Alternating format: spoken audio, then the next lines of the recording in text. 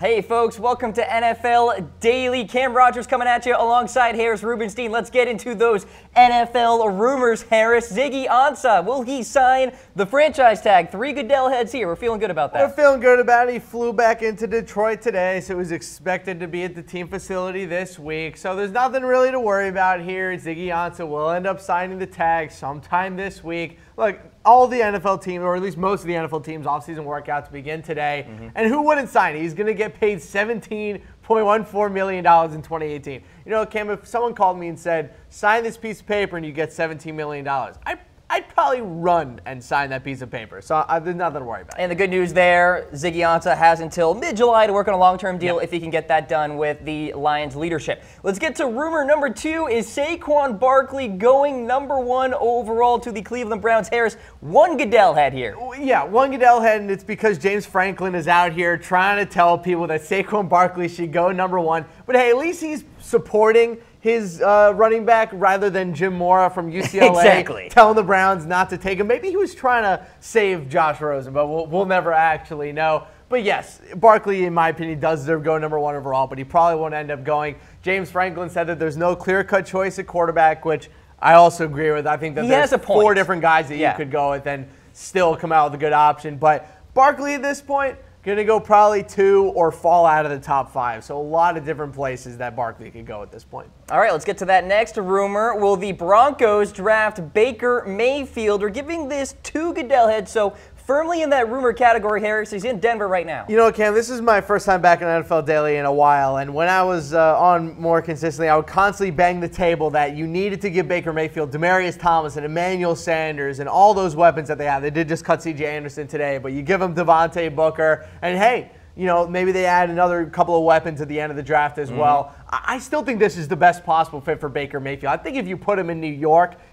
who's he going to throw to? Is Quincy Enunwa coming back from his devastating neck injury? Oh, great, he's got Robbie Anderson. Who was recently arrested. Exactly. So I still think that this is the best landing spot for him. The real question is, will he be around at number 5 for them to take him? That is the big question there. And the Denver Broncos reportedly are willing to trade back if these circumstances really come into line with that for them. All right, let's get to the rumor meter here. You see the Goodell heads. What do they mean? 0 heads.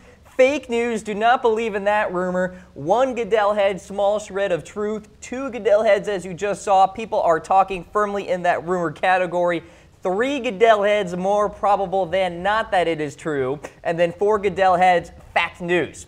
Let's get to rumor number 4 here. Are the Giants not going quarterback at number 2?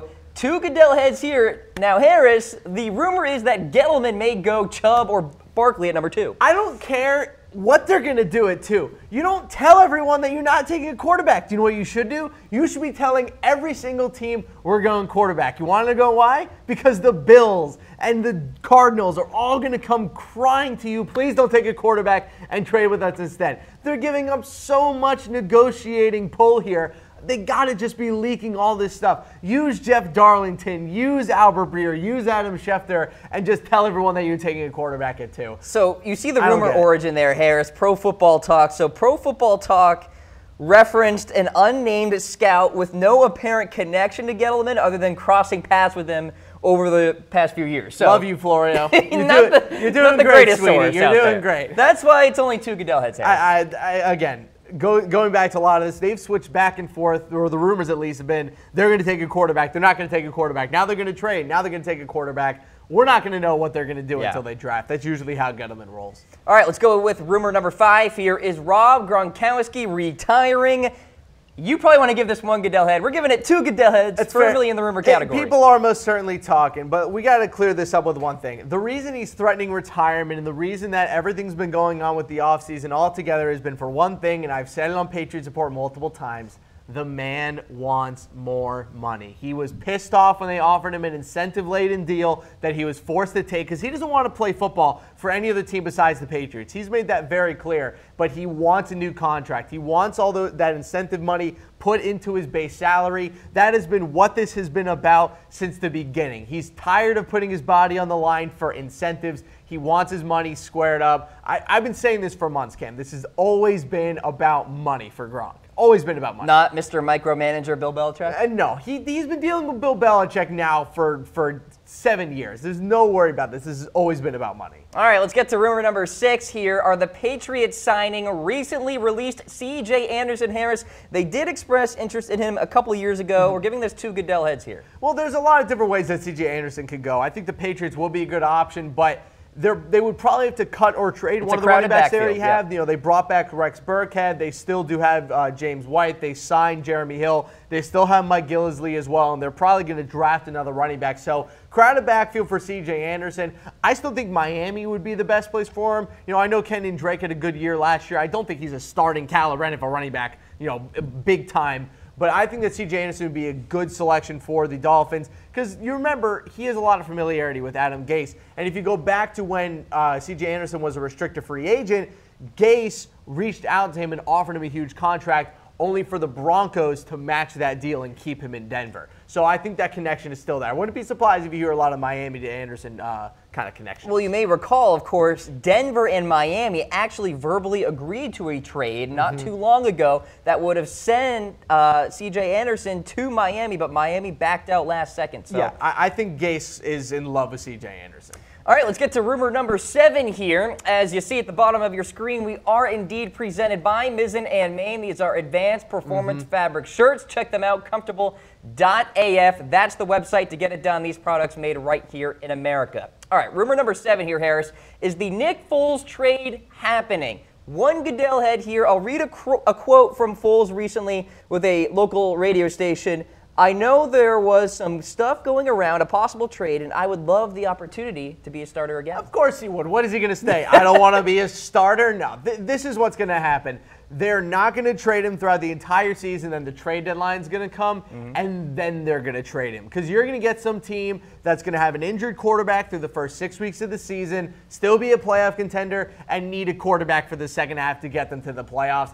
And that's when they're going to trade Nick Foles. Because as of right now, there's no reason to trade him before week 1. They don't know that Carson Wentz is going to be ready. Once you have about 6 to 7 weeks to see what Carson Wentz brings on the football field, then you trade Nick Foles, and you still get a ton of trade value because you're trading him to a desperate team. So as of right now, Howie Roseman and the Eagles, playing the cards right. They're playing the cards correctly. There's no reason, I'll put it this way, Cam, if you're a championship team, like even in basketball, there's no reason to trade your backup point guard if you're going to win the championship unless you desperately need to. I think the Eagles will wait till the trade deadline. All right, rumor number 8 on our list. Are the Chargers losing the locker room? One Goodell head here, but we are bringing this up because here's the story. So after the news broke on Sunday night, last night, of course, that the Chargers had rescinded the restricted free agent tender previously extended to Chris McCann, a defensive end there, Chargers receiver Keenan Allen Harris went to Twitter, quote, I just don't understand sometimes, and then said, but we signed people like ... NVM, never mind, perhaps alluding to Geno Smith. Perhaps alluding to Geno Smith and giving him money over Chris McCann. Look, this I don't know how much this is going to matter in the long run, but if the Chargers are already pissing off their players, they already pissed off their quarterback last year by moving to Los Angeles, Spanos has got to get this organization under wraps. They should be a good team next year. They have a lot of great talent, but I swear, every single year, it's something else with the Chargers, isn't it? It's something else all the time. Can't get enough of it. All right, last rumor here. Are the Ravens going to sign Dez Bryant? 2 Goodell heads here. Rumor origin, Baltimore Sun. The Ravens have interest, Harris. They do, but I really wonder as to why. I know they need help on the outside, but why sign Dez Bryant, pay him a ton of money like they're already paying Crabtree, and not draft a wide receiver? Why not just draft a DJ Moore, keep him in the state of Maryland? Why not draft a Calvin Ridley? Why not draft a Cortland Sutton? Because guess what? Michael Crabtree and Dez Bryant, they're the same receiver. They do the same thing. They play the same role. Crabtree is a really good receiver. I believe in him. I think he's going to have a great year this year. Match him up with a nice number 2 on the outside like the Raiders did with Amari Cooper. That's what he's there for. He's a number 1 wide receiver. I don't see the need personally. I also just don't see the fit. It doesn't make a lot of sense to me.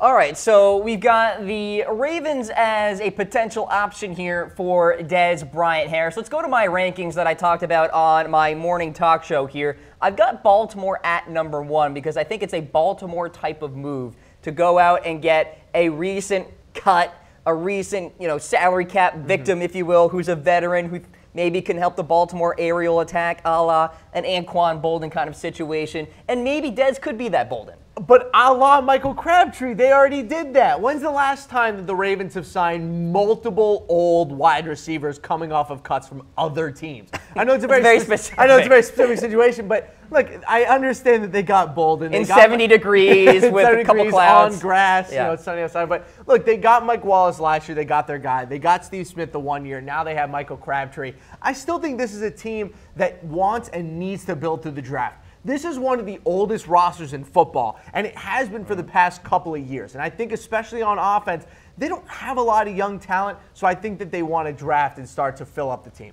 All right, so we got the Ravens at 1. Let's go to the New England Patriots at 2. We know they like to kind of sign the fair share of veteran players, the Harrisons of the world, Brandon Lloyds of the world, Michael Floyd, the list goes on. So, Harris, what do you think of New England at 2? I don't hate it because the more I think about it, the more he fits in their offense in terms of what they need in an X wide receiver on the outside. They don't have that guy. They have a Y in Julian Edelman. They have a Z in Jordan Matthews, at least to start. Their best X receiver right now is Chris Hogan, and Chris Hogan did not look very good towards the end of the playoffs when they actually needed him to step up. And they got rid of Brandon Cooks. I know Edelman's coming back, but Edelman doesn't always play on the outside. He doesn't run those same kind of routes you see a Dez Bryant or a Michael Crabtree, or even a Julio Jones try to run. I think Dez Bryant could fit in their system. They wouldn't have had a wide receiver like him in a long time. Brandon Lloyd probably the last one, but even Brandon Lloyd was more of a deep threat than anything. Agreed. All right, so New England's at 2. This one makes a lot of sense from many fronts. Seattle at 3. You look at the depth chart here, Harris. After Doug Baldwin, it's